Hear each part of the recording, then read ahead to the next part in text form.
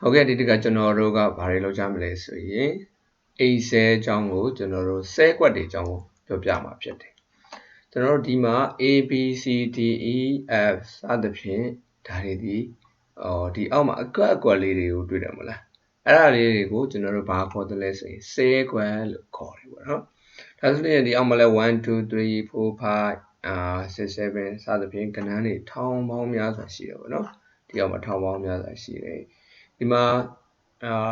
A တွေကဒီမှာ A ဆိုရင် A1 A2 A3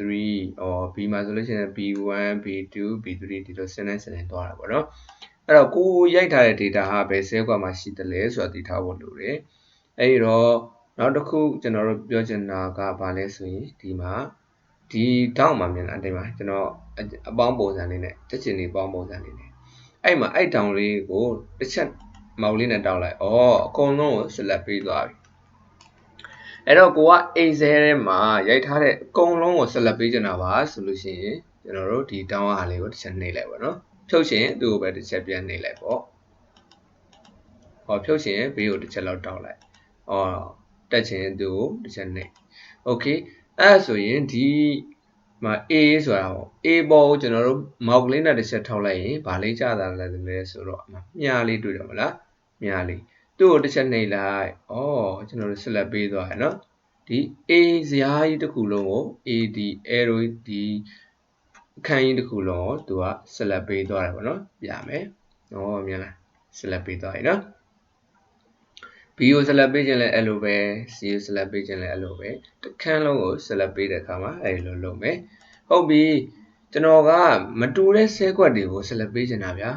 မတူတဲ့ဆဲကွက်တွေဒီကိုလည်းဆက်လက်ပေးခြင်းနဲ့ဒီနေရာမှာလည်းဆက်လက်ပေးခြင်းနဲ့ဘယ်လိုလုပ်မလဲအဲ့ဒါဆိုရင်ကျွန်တော်တို့ control လေးကိုတစ်ချက်နှိပ်မယ်ပေါ့နော် control ကိုတစ်ချက်နှိပ်မတူညီတဲ့ဆဲကွက်တွေကိုကျွန်တော်တို့ဆက်လက်လုပ်တာပေါ့ဖြတ်ရှင်တော့ဘေးကိုတစ်ချက်တောက်လိုက်ပေါ့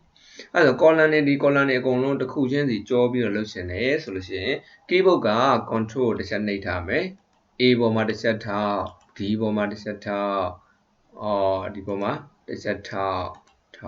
အဲ့လိုထောက်လိုက်လို့ရှိရင်ကျွန်တော်တို့မတူတဲ့ဆဲခွက်တွေကိုဆက်လက်ပေးလို့ရသွားတယ်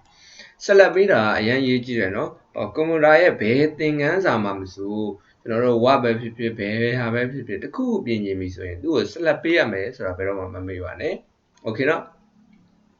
အဲ့ဒါဆိုရင်ဆက်လက်ပေးတတ်သွားပြီကျွန်တော်တို့ဒီမှာ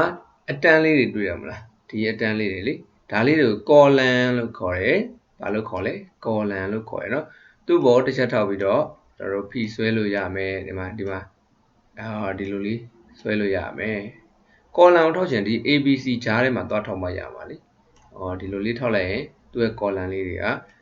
ဝေးသွားမယ်နီးသွားမယ်ကျွန်တော်တို့ရချင်တဲ့လောက်ကိုကျွန်တော်တို့ရချင်တဲ့လောက်ကိုဒီလိုလုပ်လို့ရရပါတော့ဒါဆိုရင် ABCD ရဲ့အကျယ်ကြီးတွေဖြစ်သွားပြီ